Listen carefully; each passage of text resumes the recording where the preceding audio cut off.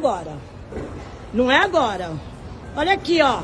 Meu cachorro do meu filho saiu para ir para Sinop, enfiaram um irresponsável, enfiou ele num avião para Fortaleza, não contente, mandaram de volta sem uma avaliação de um veterinário, e o cachorro tá aqui dentro, morto, morto, morto.